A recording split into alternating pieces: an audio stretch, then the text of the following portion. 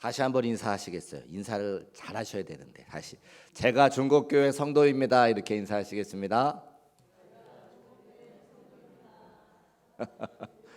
자, 왜 그렇게 인사했는지 혹시 아실까요? 우리 중국교회 성도인 건 당연하죠. 교회 다니신 지 벌써 오래되셨는데. 근데 지난 주일에 추임 감사 예배 했잖아요. 같이 드렸잖아요. 제가 추임 감사 예배 드리고 나서 우리 중국교회 대단한 교회야. 우리 중국교회 성도님들 대단한 성도님들이야. 제가 그런 마음이 들었기 때문에 그렇게 인사하자고 했어요. 몇 가지가 있는데 손님이 많이 오시니까 자리가 없으니까 우리 성도님들이 2층으로 올라가셨어요. 그것도 손님 맞이하는 사람들이 할 수 있는 거죠. 나는 이 교회 주인이고 내가 이 교회에서 잔치를 벌였으니까 손님들이 오셔서 자리에 편히 앉으시도록 다 2층으로 손수 올라가시는 모습 제가 보면서 역시 우리 교회 성도님들이 손님 맞이하실 줄 아시네. 제가 그런 생각이 들었단 말이에요. 첫 번째 그랬고 또 두 번째 주임 예배 마치고 나서 저한테 많은 분들이 이제 문자를 주셨는데 우리 여선교회 분들 칭찬하라고 저한테 그러셨어요. 얼마나 음식이 맛있든지 저한테 꼭 여선교회 칭찬해 달라고 다른 교회 성도님들이 다른 교회 장로님들이 제게 문자를 주셨어요. 손님 맞아 하는 거 참 힘든 일인데 오랜만에 또 교회에서 기름 냄새 나고 전 부치고 아주 큰 잔치를 벌이셨는데 그 모든 걸 다 이렇게 감당할 수 있도록 하셨으니까 같은 우리 대단한 교회 성도님이다 생각했었고 또 찬양단 찬양이 또 하는 거며 우리 장로님들 저 멀리 남성교회 끝까지 또 저 국민은행 또 여기 중곡동 교회 그 곳곳에서 그 주차 봉사 하시면서 가장 마지막 시간까지 그 차 나가는 거 다 보시고 식사까지 하시는 모습을 제가 보게 됐어요. 그래서 너무 많은 분들의 수고와 헌신으로 예배가 은혜롭게 드려지고 아름답게 드려지고 우리 모두에게 큰 위로와 소망이 되는 시간이었구나. 제가 그런 마음이 있어서 내가 중국교회 성도입니다라고 인사하라 말씀드렸던 거예요. 인사 그렇게 할 만하죠? 저만 그런가 보다. 저만 그렇게 자랑스러운가 보다. 여러분은 별로 안 자랑스러우신가 보다. 자, 우리 저 위에 보니까 윤우가 지금 와 있어요. 윤우 잠깐 내려올 수 있어요? 뛰어서 내려오세요. 네. 제가 보니까 혼자 찬양할 때 혼자 앉아 있었는데 윤우가 얼마나 예배를 잘 드리는지. 돌아오는 주일이 무슨 날이에요?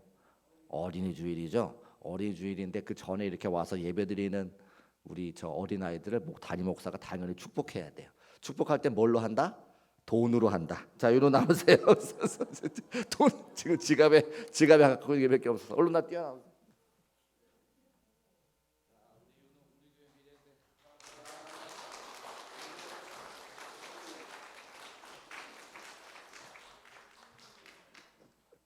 동생은 늦게 와가지고 자 돌아오는 주일에는 우리 사랑하는 자녀들과 함께 예배드리는 날인데 그럼 자녀가 먼 곳에 계신 분들은 어떻게 하느냐? 괜찮습니다. 다 같이 오셔서 가슴에 손을 얹고 기도할 때 그 멀리 있는 자녀들을 위해서 기도하면 이곳에서 기도하면 그곳에서 역사가 나타나는 거예요. 그래서 자녀분들이 없어도 난 자녀가 없으니까 교회 안 가 이렇게 하지 마시고 다 같이 오셔서 마음 가운데 있는 자녀와 자손들을 위해서 축복하며 기도해 주세요. 그러면 그 기도가 여기서 기도할 때 하나님은 저기서도 역사하시니까 걱정 말고 다 오셔서 함께 은혜의 시간 되시기를 주님의 이름으로 축복합니다. 오늘은 이사야 41장 8절부터 20절까지 말씀 읽었는데 원래 계획으로는 예수님의 비유 6번째 시간 말씀 전하려고 그랬는데 오늘 속회로 또 드린다 그래서 제가 말씀을 좀 바꾸게 됐습니다. 5월 5일 해당되는 분량의 말씀인데요. 텔레비전 프로그램을 보면 우리 아이가 달라졌어요. 또 금쪽 같은 내 새끼 이런 프로그램을 보면 문제 행동을 보이는 아이들을 가만히 관찰하고 전문가들이 그 문제 아이의 행동을 이렇게 개선시켜 주어서 그 아이가 좋아지는 모습을 방영하는 프로그램이 있습니다. 아마 보셨을 거라 생각되는데요. 근데 가만히 보면 문제 행동을 보이는 그 아이들 뒤에 꼭 어떤 분들이 있느냐? 문제가 있는 부모님들이 그 뒤에 있다는 거예요. 그러니까 아이들이 태어나서 그 부모의 행동을 보고 배우고 그 부모님들의 불안함이 자녀들에게 그대로 전이가 되어서 문제가 있는 아동 뒤에는 어딘가 좀 연약하고 부족하고 문제를 갖고 있는 부모들이 꼭 있는 것을 알게 됩니다. 그래서 솔루션을 진행하는 전문가들이 반드시 그 부모님이 어떻게 어린 시절을 보내왔는지를 물어보는 장면들이 종종 나오는 것을 이제 보게 됩니다. 그 슬픈 현실이지만 부모님들이 어릴 적 상처로 인해서 왜곡된 감정과 어떤 행동의 결함이 있을 때에 그것이 그대로 자녀의 삶에 영향을 미치는 것은 어쩔 수가 없는 것 같아요. 어릴 때 학대받고 자란 아이들은 겉으로 보기에는 멀쩡해 보입니다. 그런데 내적인 자존감에 큰 상처를 받아서 그 상처를 받은 아이들은 자존감이 떨어지니까 성취감이 떨어지고 어떤 일을 하든지 간에 불안한 모습을 보이는 거죠. 그래서 한두 가지가 잘못되면 자신의 인생 전체를 송두리째 빼앗길까 봐 불안해하는 자녀들이 많은 것을 확인할 수가 있는 거죠. 반대로 어릴 적에 사랑받고 격려받으며 자란 아이들은 자신감이 있습니다. 그래서 작은 실패나 어떤 어려움에도 굴하지 않고 낙심하지 않죠. 그런 것들은 이미 이길 수 있는 내적인 감정의 근육들이 있기 때문에 그 어려움들을 능히 이겨낼 수 있는 자녀로 잘 자라는 것. 그래서 어릴 때 격려받고 사랑받고 자라는 것이 굉장히 중요한 것을 알 수가 있습니다. 제가 이런 경험을 한 경험이 있는데 저희 집에 아이들이 3명 있잖아요. 저는 큰아이가 태어났을 때는 개척교회를 섬겼기 때문에 개척교회는 뭐 특별히 할 일이 없습니다. 성도님들이 많이 계신 것도 아니고 제가 그냥 아침에 나가서 전도하고 들어와서 말씀 준비하면 되니까 시간이 많잖아요. 그래서 큰 아이를 저하고 아내하고 둘이 키웠어요. 만 4살까지 저랑 아내랑 끼고 있었습니다. 그러니까 부모가 그 아이에게 줄 수 있는 최고의 사랑을 계속해서 전한 거예요. 늘 지지하고 격려하고 안아주고 시간 많이 보내고. 근데 둘째가 태어났습니다. 개척한 지 이제 4년이 된 거죠. 개척한 지 4년쯤 되니까 집에 먹을 게 점점 없어지는 거예요. 처음에 결혼해서 뭐 금반지도 있고 다이아 반지도 있고 귀걸이도 막 있잖아요. 예물로 갖고 있는 거. 개척교회 섬기니까 이제 하나씩 파는 거죠. 그 개척교회를 섬기는 거예요, 그렇게. 그 점점점 집에 먹을 게 없어지는데 둘째가 태어났어요. 그 제 아내가 하루는 저를 이렇게 보더니 목사님, 아무래도 저라도 일을 해야 될 것 같아요. 이렇게 이야기를 하는 거예요. 그래서 둘째 아이가 1살이 되지 않았을 때, 만 12개월이 되지 않았을 때 제 아내가 이제 어린이집 교사로 근무하기 시작합니다. 그러니까 그 조그만 아이를 1살도 되지 않는 아이를 어디를 가야 돼요? 어린이집을 보내야 되는 거예요. 제가 다 못 보니까. 큰 아이도 어린이집 가고 작은 아이도 어린이집 가고. 그런데 큰 아이 4년 동안 제가 품 안에 품고 있었던 그 큰 아이와 12살 최 12개월이 되지 않은 그 작은 아이가 둘째가 유치원에 가니까 정서가 다른 거예요. 정서가. 큰 아이는요. 어디 내놔도 자기가 먼저 가서 사람들을 만나고 말을 붙이고 이름을 불러와서 막 자기 친구들을 막 만들어요. 막 자기 동생들을 막 만들어요. 그런데 둘째가 정서적으로 불안하고 또 사람들 앞에 수줍어하고 이렇게 늘 사랑을 갈구하는 그런 걸 제가 이제 경험하게 되는 거죠. 그래서 이 어렸을 때에 부모님이 이 아이들을 지지하고 격려하고 사랑해 주는 게 얼마나 중요한지를 이제 알게 됐어요. 그래서 둘째 아이가 여러 가지 어려움이 많았는데 너무나 감사한 것은 부교육자로 나오면서 교회 성도님들이 권사님, 집사님들이 얼마나 그 둘째 아이를 사랑해 주시는지 아이가 점점점 그 사랑으로 회복되는 걸 제가 보게 되는 거예요. 얼마나 사랑해 주시는지 우리 권사님들이 가방 안에 주머니 안에 다 뭐가 하나씩 있어요? 사탕이 하나씩 있어요. 둘째를 보면 사탕을 하나씩 다 주시는 거예요. 그러니까 우리 둘째 아이가 이빨이 나만하지가 않아요. 그 아이를 데리고 얼마나 치과를 다녔는지 몰라요. 그러니까 그만큼 사랑을 받은 거죠. 그래서 그 아이가 이렇게 회복되어졌어요. 둘째 보면 이런 말씀하시면 절대 안 됩니다. 저하고 성도님만 비밀이에요. 그래서 그렇게 정서적으로 어려웠는데 교회 학교 선생님들이 또 교회 권사님들이 이렇게 사랑해 주시고 격려해 주시고 관심 가져 주시니까 애들이 조금씩 회복되는 걸 제가 이제 보게 되어지는 거죠. 그러니까 우리가 격려받고 자라는 것, 사랑받고 자라는 것, 위로받고 자라는 것이 얼마나 중요한 것인가를 아이들의 삶을 통해서도 알 수가 있는데 사실은 우리 어른들도 마찬가지죠.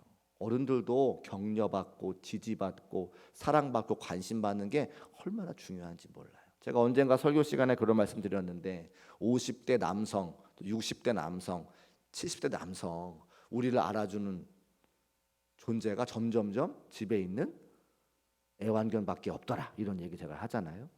아이들이 크면서 물론 제 아내가 있습니다만 아이들이 크면서 각자 방에 들어가서 아빠가 왔는지 어쨌는지 잘 돌아보지 않는 거죠. 옛날에는 제가 문만 딱 열고 가면 애들이 막 아빠 이러면서 막 뛰어오잖아요. 그거 하나에 바깥에 있는 세상의 시름이 다 녹아지는 건데 이제는 본청 많죠. 길 가다가 만나면 모른 척하고 지나가지 않을까 그런 걱정하는 시대가 되어버린 거죠. 그러니까 점점점 시대가 지나가면 지나갈수록 한 살 한 살 연세가 들어가시면 가실수록 누군가 우리를 격려하고 지지하고 위로할 사람들이 점점 없어지는데 오늘 말씀에도 그런 비슷한 나라와 민족이 나온다고 하는 겁니다. 그 제가 이렇게 장황하게 앞에 서두를 말씀을 드리는 거예요. 오늘 우리가 읽은 말씀은 하나님께서 이스라엘 백성 특별히 유다 민족에게 주시는 위로와 소망의 말씀이라고 하는 거죠. 물론 이사야 선지자를 통해서 그 하나님의 말씀이 전해지게 됩니다. 유다가 나라를 빼앗길 것이고 바벨론의 포로로 잡혀갈 것이다. 그러나 포로된 그곳에서 하나님의 위로가 그들에게 임할 것이고 그들이 현실을 딛고 일어설 것이라는 회복의 말씀을 이사야 선지자를 통해서 하나님께서 주시고 있는 겁니다. 말씀하신 그대로 이루어져서 이스라엘 백성 특별히 유다 민족들이 나라를 잃어버립니다. 하나님께서 많은 선지자를 보내주셔서 그들을 돌이키라 말씀해 주셨지만 그 말씀에 순종하지 않았기 때문에 하나님께서 할 수 없이 이스라엘 백성들을 바벨론의 포로로 끌려가게 만드시죠. 그런데 그들이 가장 힘들고 어려웠을 때 포로 생활의 극심한 고통을 느꼈을 때 하나님께서 나타나 주시고 위로의 말씀을 이스라엘 백성들에게 선포하시는 거예요. 바벨론의 포로로 끌려가서 유다 민족들이 가장 힘들었던 게 뭐냐면 육신의 고통도 힘들고 물질적인 어려움도 힘들지만 가장 큰 어려움은 하나님이 우리를 버리신 게 아닐까라고 하는 그런 고통이 제일 힘들었다고 하는 거죠. 왜냐하면 하나님께서 이스라엘 백성들을 택해 두셨잖아요. 그들이 선민이라고 선택해 두셨잖아요. 그래서 하나님의 보호하심과 인도하심에 따라 인생을 살아가다가 바벨론의 포로로 끌려가니 하나님이 살아계신 것은 맞는가? 하나님이 우리를 선택해 두신 것은 맞는가? 하나님이 우리와 함께 하시는 것은 맞는가라고 하는 질문이 들어가니까 그들의 삶이 불안하고 염려가 되고 걱정되니까 육체적인 고통과 물질적인 궁핍은 저리 가라. 그 불안한 마음을 어디에 둘 수가 없는 아주 영적인 큰 고통 가운데 있다고 하는 거예요. 그때 하나님께서 이사야 41장 10절 말씀으로 그들을 위로하시는데 우리 10절 말씀을 화면에 올려주시고 함께 읽어보겠습니다. 시작. 두려워하지 말라 내가 너와 함께함이라. 놀라지 말라 나는 내 하나님이 됨이라. 내가 너를 굳세게 하리라. 참으로 너를 도와주리라. 참으로 나의 의로운 오른손으로 너를 붙들리라. 아멘. 첫 마디가 뭐예요? 두려워하지 말라. 반대로 생각해 보세요. 뭐 하고 있는 거예요? 두려워하고 있는 거죠. 이스라엘 백성들이 두려워하고 있는 겁니다. 또 나는 내 하나님이 됨이니라. 그럼 반대로 생각해 볼까요? 하나님이 어디 계신지, 하나님이 누구신지, 하나님이 정말 우리의 아버지가 되신지 그들의 신앙과 믿음이 흔들리기 때문에 하나님께서 말씀하시는 나는 너희들의 하나님이야. 나는 너희들의 아버지야. 라고 말씀하시는 겁니다. 보통 이 말씀을 군대 갈 때 목사님들이 우리 아들들에게 많이 전해주세요. 저도 제가 군대 갈 때 저의 담임 목사님께서 이 말씀 주셨는데 이 말씀이 얼마나 위로가 되는지 몰라요. 군대에서 그 훈련 받으면서 훈련은 별로 사실 안 힘들어요. 뭐가 힘드냐? 고참들이 괴롭히는 게 제일 힘들죠. 고참이라고 해봤자 군대 1년 먼저 온 동생들이에요. 이제 군대 늦게 갔으니까. 사회에서 보면 다 동생들이고 군대 일찍 오는 친구들은 대학교를 못 간 친구들이거든요. 대학교를 못 들어가면 바로 영장이 오기 때문에 대학교를 안 간 친구들입니다. 그러니까 제 입장에서 볼 때 나이가 어린데 그 세상적으로도 배움도 좀 덜한 친구들이 고참이라고 막 저를 괴롭히니까 정신적으로 멘탈이 흔들리는 거죠. 근데 이 말씀이 저에게 은혜가 되는 거예요. 두려워하지 말라. 고참들이 얼마나 무서운데요. 나는 내 하나님이 됩니다. 하나님이 군대 가면 안 계신 것 같아요. 그런데 말씀하시죠. 나는 내 하나님이 됩니다. 그래서 군대 가서 그 첫 번째 가는 예배 시간에 얼마나 제가 울렀는지 몰라요. 그때 불렀던 찬양이 제일 큰 은혜가 됐던 찬양이 뭐냐면 너는 내 아들이라. 너는 내 아들. 힘들고 지쳐 낭망하고 넘어져. 너는 내 아들이라. 내가 정말 하나님의 아들인지 하나님의 자녀인지 분간이 안 될 때 하나님께서 찬성으로 은혜를 주시는데 너는 내 아들이라. 엉엉엉엉 울면서 그 제가 지금도 군대에 가 있는 우리 아들들이 어디 가서 가장 은혜를 많이 받느냐, 훈련소 가서 첫 번째 밥 먹을 때 엄마의 고마움을 알게 되고요. 그다음에 예배 자대라고 하는 자기가 근무해야 되는 부대에 가서 첫 번째 예배 드릴 때 다 울어요. 다 울어. 그때 은혜를 회복하고 돌아오는 거예요. 근데 군 생활이 길다 보니까 그 첫 번째 은혜를 다 잊어버리고 나중에 나올 때 제대할 때는 다시 도루묵대 가지고 나오긴 하지만 그 은혜를 기억한다는 게 또 어딥니까? 그래서 제가 꼭 군대 갈 때 아들도 축복하고 말씀 저도 증거하고 제가 기도하잖아요. 혹시 여러분의 자녀들이 군대 갈 일이 있으면 꼭 교회로 데려오세요. 데려오셔서 축복 기도 받고 잘 다녀올 수 있도록 함께 기도하는 것이 우리에게 필요하다고 하는 겁니다. 잠깐 말씀에 빗나갔는데 다시 돌아오셔서 무엇을 두려워하지 말라고 하는 겁니까? 이 포로 생활을 두려워하지 말고 바벨론 민족들을 두려워하지 말고 너희들의 신앙과 믿음의 집을 흔들릴 때 흔들리지 말아라. 두려워하지 말아라. 나는 너희의 하나님이 되리라. 내가 너희를 도와주겠다. 참으로 의로운 오른손으로 너를 붙들어 주겠다고 분명히 말씀하고 계시는 거죠. 이 말씀이 당시의 유대 민족들에게 큰 소망과 위로의 말씀이 된 것은 당연한 거라고 하는 거예요. 그때에 주변 나라와 민족들이 그 유대를 향해서 손가락질하는 거예요. 뭐라고 손가락질하느냐? 14절 말씀 같이 한번 읽어보겠습니다. 우리 14절 말씀 화면에 올려주시고 같이 읽어보겠습니다. 시작. 버러지 같은 너 야곱아, 너희 이스라엘 사람들아, 두려워하지 말라. 나 여호와가 말하노라. 내가 너를 도울 것이라. 내 구속자는 이스라엘의 거룩한 이이니라. 아멘. 버러지 같은 너 야곱아, 하나님께서 말씀하시는데 하나님께서 말씀하시는 그 이유가 있어요. 주변의 민족들이 너희들을 지금 뭐라고 이야기하느냐? 버러지와 같은 야곱이라고 말하고 있지 않느냐? 이 뜻인 거예요. 그러니까 이스라엘 백성들은 자신감이 충만해 있었죠. 왜냐하면 하나님이 우리를 선택한 민족이야. 전 세계 여러 민족들이 많이 있지만 하나님이 우리를 아들 삼아 주셨고 아브라함, 이삭, 야곱에 이르기까지 하나님께서 우리 민족들 지키시고 인도하시고 여기까지 오게 하셨는데 바벨론의 포로로 끌려갔어요. 주변의 민족들이 이스라엘 백성들 바라보면서 쯧쯧쯧 혀를 차는 거예요. 너희가 하나님 믿고 까불더니 니네들 꼬라지를 봐라. 니네들이 지금 버러지와 같이 노예 생활하고 있네. 먹을 것도 못 먹고 입을 것도 못 입고 스스로도 그렇게 이제 생각하는 거죠. 하나님께서 말씀하십니다. 두려워하지 말아라. 나 여호와가 말하노라. 내가 너희를 도울 것이다. 너희들의 구속자는 이스라엘의 거룩한이라고 하나님께서 위로와 소망의 말씀을 주고 있는 겁니다. 사탄이 우리를 이렇게 이야기하죠.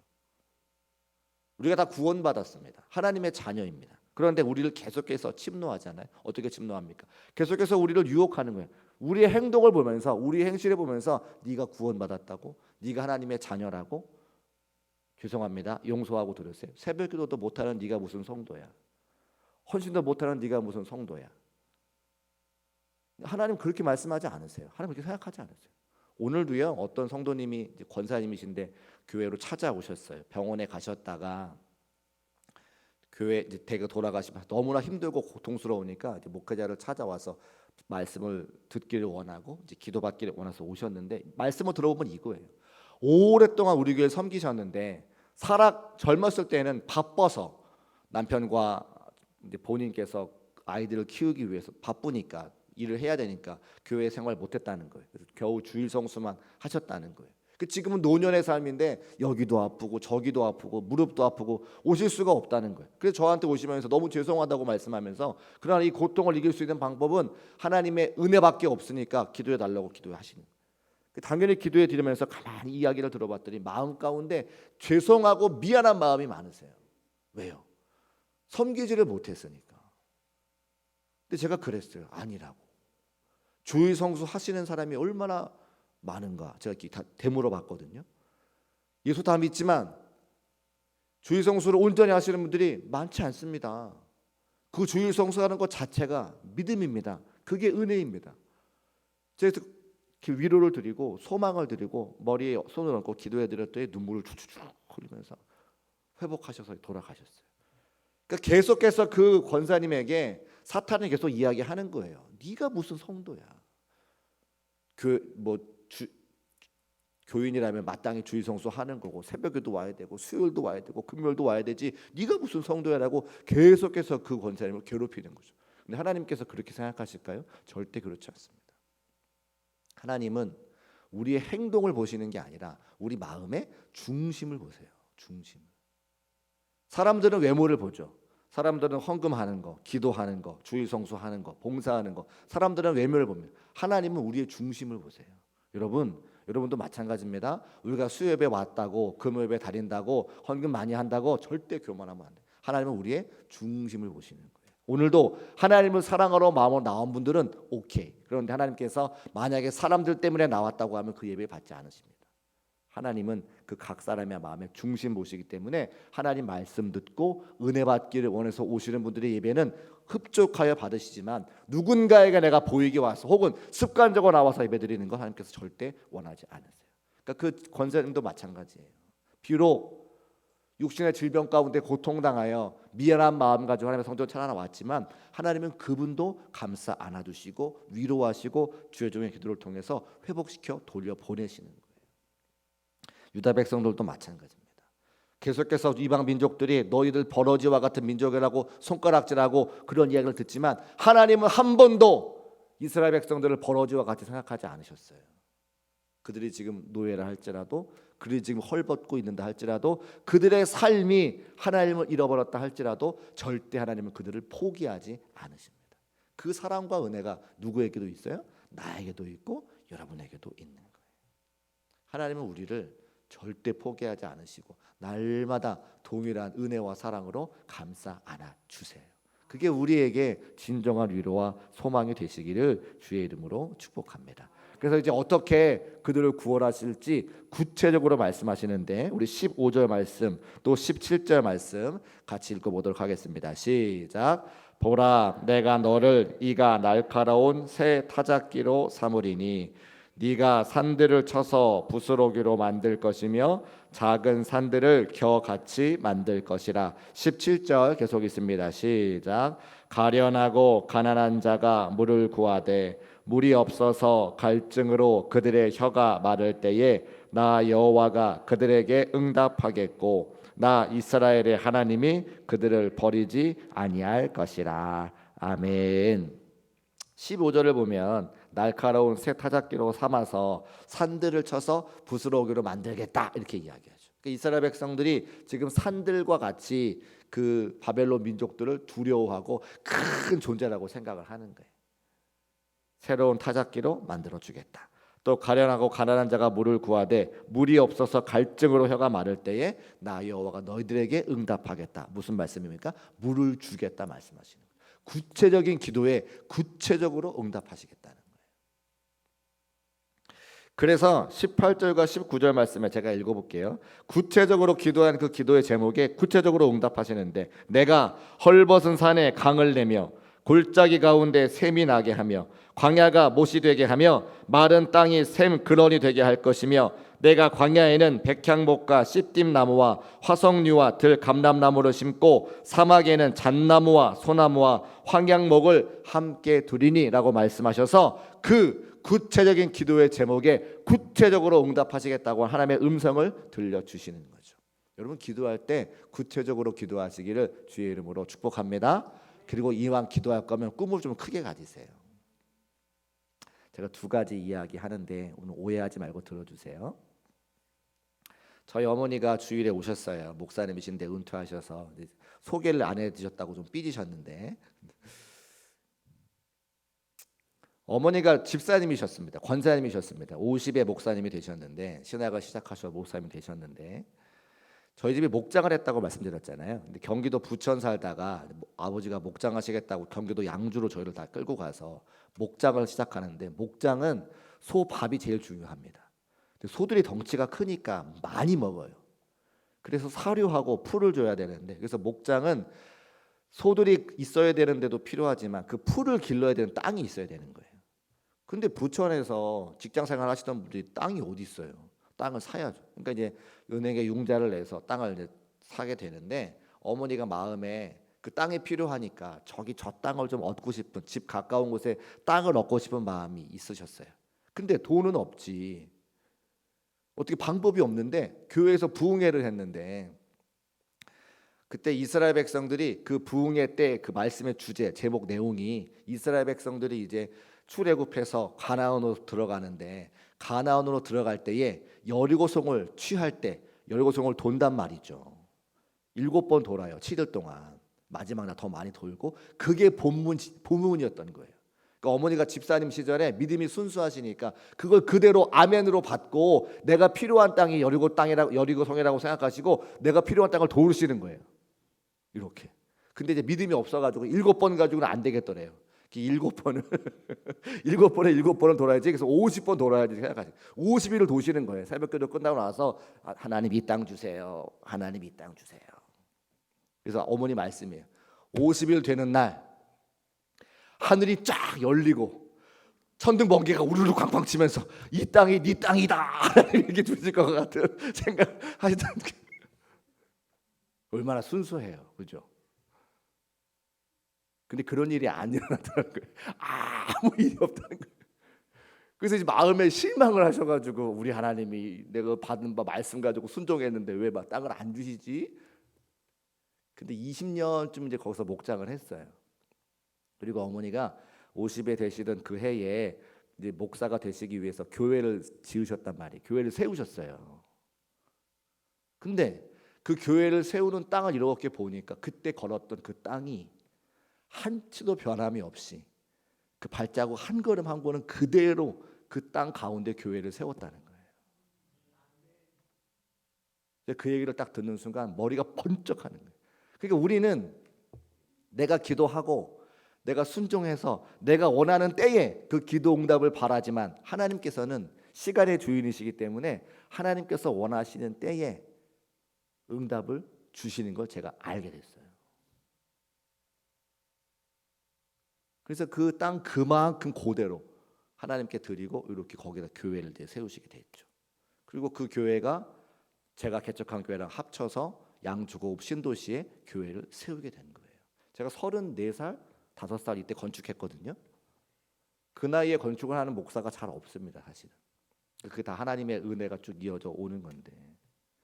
그리고 하나 더.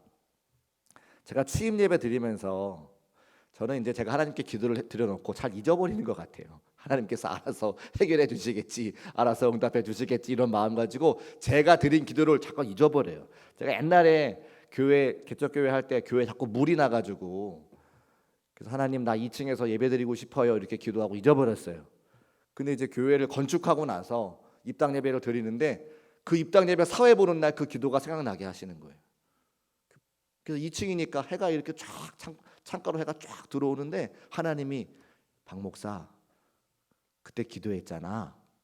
2층에서 예배드리고 싶다고 그때 기도했잖아. 그 말씀을 탁 주시는데 눈물이 그냥 쫙 흘러가지고 사회를 제대로 못 봤던 이제 그런 때가 있죠. 근데 제가 그 말씀을 드리려고 하는 게 아니라 이번에 취임 예배할 때도 제가 옛날에 드렸던 기도를 생각을 했어요. 생각이 났어요.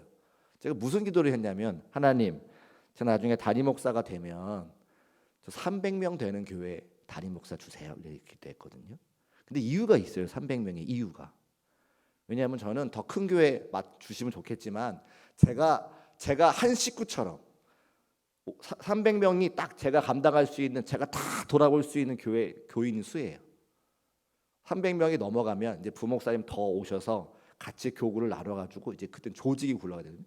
지금이 딱 얼마예요? 300명이에요. 제가 취임 예배 드리는 순간 그 기도의 제목을 딱 생각나게 하시면서 박 목사 기도했지? 딱 제가 그러시구나. 요즘 제가 주일에 카운트 하는데 제가 딱 300명 지금 이렇게 하시거든요. 그러니까 하나님이 기도한 대로 응답하시는 거예요. 그렇다고 제가 500명 교회, 1000명 교회 기도하지 않아서 후회한다는 말씀 드리는 거 아니까 절대 오해하지 마세요. 제가 지금부터 시작해서 우리 교회 500명 교회 만들고 아멘 아무도 안 하신다. 나만 꿈이 크죠? 1000명 교회 만들고 그래서 선교하는 교회, 전도하는 교회 만들고 싶으니까 열심히 기도해 주시고 열심히 전도하시자고요. 제가 무슨 말씀 드리냐? 구체적으로 기도하면 구체적으로 응답 주시는 분이 바로 하나님이시다고 하는 말씀을 드리기 원하는 거예요. 17절 말씀에 가련하고 가난한 자가 물을 구하되 물을 구하니까 반석을 쳐서 물을 주시는 분이 우리 하나님이시라는 거예요. 지금은 눈에 보이지 않아요. 그들이 바벨론의 포로기 때문에 지금은 그렇지 않습니다. 그러나 마음은 믿음을 가지고 믿음대로 구체적으로 구하니까 그 말씀 18절 말씀에 내가 헐벗은 산에 강을 내고 골짜기 가운데 샘이 나게 하며 광야에 못이 되게 해서 마른 땅에 샘 근원을 주겠다고 하나님께서 구체적으로 말씀하고 계시죠. 이게 우리의 믿음과 신앙 고백이 되시기를 주의 이름으로 축복합니다. 보이지 않아도 하나님은 충분하게 그 일을 하실 수 있는 분이시니까 믿음 가지고 하면 된다는 거예요. 제가 500명 교회 선포하고 1000명 교회 선포하고 지금은 눈에 보이지 않죠. 1000명 교회 되려면 교회도 새로 져야 돼요. 우리가 해야 될 일들이 내가 하면 못하지만 하나님이 하시겠다고 하면, 하나님이 우리와 함께 하신다고 하면 얼마든지 감당할 수 있습니다. 주일에 원로 목사님 오셨습니다. 원로 목사님 제가 만나뵈러 갔을 때 이제 제가 이제 취임 예배할 때 마지막에 축도해주시면 좋을 것 같습니다 말씀을 드렸는데, 그때 운전을 못 하신다고 말씀하셔서 사위한테 말씀도 하셔야 되고 따님한테 말씀도 하셔야 되고 스케줄도 맞아야 되고 거동도 불편하시고 여러 말씀 많이 하셨어요. 그래서 제가 오실 수 있으실까 제가 이제 그런 생각했습니다. 그런데요, 그 원로 목사님 모셔서 축복기도 해주시면서 우리 중국교회가 잘 되기를 원하시고 여기 서 있는 부족한 후배 담임 목사가 교회를 잘 이끌어가기 원하시는 마음으로 정성과 열정을 다해 축복해 주시는 거예요. 왜요? 믿음 가지고 바라봤기 때문에. 그 목사님께서 담임 목회하실 때 우리 교회가 이만큼 오게 될지 상상이나 하셨을까요? 그렇지 않거든요. 우리가 믿음으로 선포하고 믿음으로 기도하면 하나님께서 역사를 이루어 주셔서 만들어 가시는 건 하나님이시니까 우리가 믿음으로 선포하고 말씀에 순종하고 하나님이 걷게 하시는 그 길을 걸어가면 언젠가 그게 이루어져 있더라니까요. 저는 그것을 제 삶을 통해서 많이 배웠기 때문에 오늘도 강단에서 믿음 가지고 선포해요. 아멘. 아멘 하시는 분들은 그대로 되고 복받을 지어다. 아멘 하시는 분 되더라고요. 그게 얼마나 재밌어요. 눈에 보이지 않지만 믿음으로 선포하고 그 길을 걸어가게 하시는 하나님의 순종하고 어느 날 봤더니 되어 있어. 할렐루야 아멘. 찬송하지 않을 이유가 뭐가 있습니까? 기뻐하지 않을 이유가 뭐가 있습니까? 오늘 낙심할 이유가 뭐가 있습니까? 안 그래요? 그래서 저는 여러분들 앞에서 한 번도 인상 찍은 적 없을 거예요. 감리사님이 그런 말씀하셔가 너무 창피했는데 살인미소라고 막 그런 말씀하시잖아요.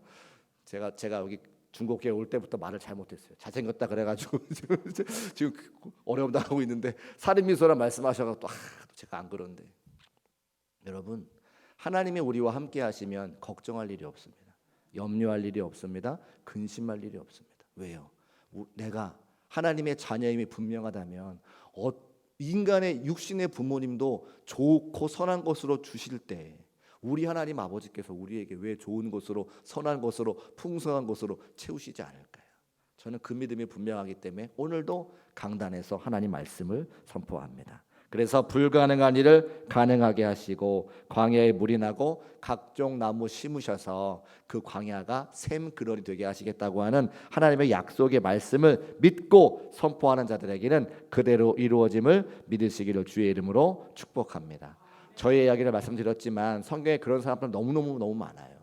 모세 한번 볼까요? 모세가 사람 죽이고 미디안 광야로 도망갔습니다. 40언저리에 도망가서 40년 동안 미디안 광야에서 도망자 신분으로 살았어요. 여러분 10년이면 강산이 변하는데 강산이 4번 변하는 세월 동안 광야에서만 살았습니다. 광야에서 양들만 쳤어요. 그러면 자기가 할 수 있는 거 아무것도 없어요. 옛날 거 다 잊어버려요.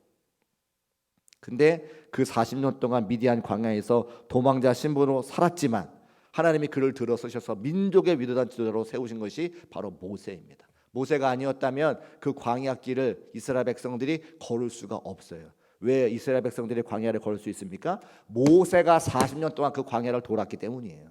양들을 치면서 하나님께서 그를 예비하시고 지목하여 주셔서 이스라엘 백성들을 그 광야로 데려다니기 위해서 40년 동안 광야를 먼저 걷게 하셨습니다. 모세는 광야가 손바닥이에요. 나침반이 없어도 해에 떠 있는 해를 보면서 밤에 떠 있는 달을 보면서 이 길이 어떤 길인지 다 알게 40년을 그 광야를 누비게 하시는 거예요. 하나님이 예비해 주셨죠. 하나님께서 하시겠다고 하면 다 되는 겁니다. 그래서 그에게 찾아오셔서 내가 너를 이스라엘 백성들을 출애굽시키겠다 말씀해 주시죠. 자존감이 떨어지고 배운 거 다 잊어버렸지만 모세에게 불가능한 일이었지만 하나님이 함께 하시니까 그게 되더라고 하는 거예요. 이것이 은혜요, 이것이 하나님의 역사라고 하는 겁니다. 여러분, 우리도 세상을 바라보면 낙심하고 절망하지만 하나님의 말씀을 바라보면 소망 가운데 있는 거예요. 세상이 우리에게 손가락질 이야기하고 세상이 우리에게 교회 다닌다고 뭐라고 이야기하지만 오직 교회만이 세상의 소망의 것을 그들이 모르기 때문에 그래요. 교회 안에 들어와서 하나님 말씀 듣고 소망 가운데 하루를 살아가는 우리의 모습을 보면 그들이 오히려 우리에게 교회 좀 제발 데리고 가달라고 이야기하죠. 그들이 예수님을 모르기 때문에, 하나님 말씀 모르기 때문에 그런 얘기 한다고 하는 거예요. 그러니까 우리는 낙심하거나 실패하거나 절망할 일이 아니라 오직 우리에게 위로를 주시고 새로운 소망을 주시는 그 하나님과 하나님 말씀을 붙잡고 한 걸음 한 걸음 걸어갈 수 있는 우리 중곡교회 모든 성도의 삶이 되시기를 주님의 이름으로 축복합니다. 이제 말씀을 결론 빚겠어요. 하나님은 바벨론 포로로 끌려와 있는 고통 중에 있는 이스라엘 백성들의 부르짖음을 외면하지 않으시죠. 그들에게 소망과 위로의 말씀을 주시면서 구체적으로 기도하라, 구체적으로 응답을 주시겠다 말씀하십니다. 성경에 수많은 사람들의 삶을 통해서 여기 살아서 그 말씀을 제 삶으로 증거하는 저의 삶을 통해서 하나님은 이미 역사하셨어요. 보여주셨어요. 믿음 가지고 기도하는 자에게 믿음대로 역사하시는 그 하나님의 모습을 오늘 우리도 말씀을 통해 확인할 수가 있었습니다. 여러분, 낙심하지 말고 절망하지 말고 내 힘에 감당할 수 없는 문제와 어려움이 있다 할지라도 하나님이 살아계시고 내가 하나님의 자녀이니 믿음 가지고 기도하면 그대로 이루어진다라고 하는 소망의 말씀 가지고 여러분의 삶의 자리에 승리를 거두는 중곡교회 모든 성도의 삶이 되시기를 주님의 이름으로 축복합니다. 기도하겠습니다. 살아계신 아버지 하나님, 감사합니다. 은혜와 또 믿음 더해 주셔서 하나님의 성전에 함께 모여 주의 말씀 나누고 기도할 수 있도록 인도하시니 참으로 감사합니다. 포로 생활하고 있는 이스라엘 백성들의 모습을 통해서 나의 삶과 또 신앙을 돌아보게 하시니 감사합니다. 세상이 우리를 손가락질할 때에 낙심하고 절망하고 좌절하지만 날마다 소망의 말씀으로 우리를 위로하시는 그 하나님을 말씀을 통해 깨닫게 해주셨사오니 하나님 붙잡고 하나님 말씀 붙잡고 삶의 자리마다 승리를 거두게 하시는 중곡교회 모든 성도의 삶이 될 수 있도록 도와주옵소서. 또한 구체적으로 기도할 때에 구체적으로 역사하시는 그 하나님 알게 하시니 감사합니다. 내게 해결할 수 없는 문제라 할지라도 우리 주님은 능력 많으신 분이시오니 믿음 가지고 선포하며 기도할 때에 하나님의 때에 하나님이 원하시는 방법으로 응답 주시는 그분을 믿고 신뢰하는 우리 모두가 될 수 있도록 은혜 위에 은혜를 허락하여 주옵소서. 함께 하실 것을 믿고 감사드리며 거룩하신 예수님의 이름으로 축복하고 기도합니다. 아멘.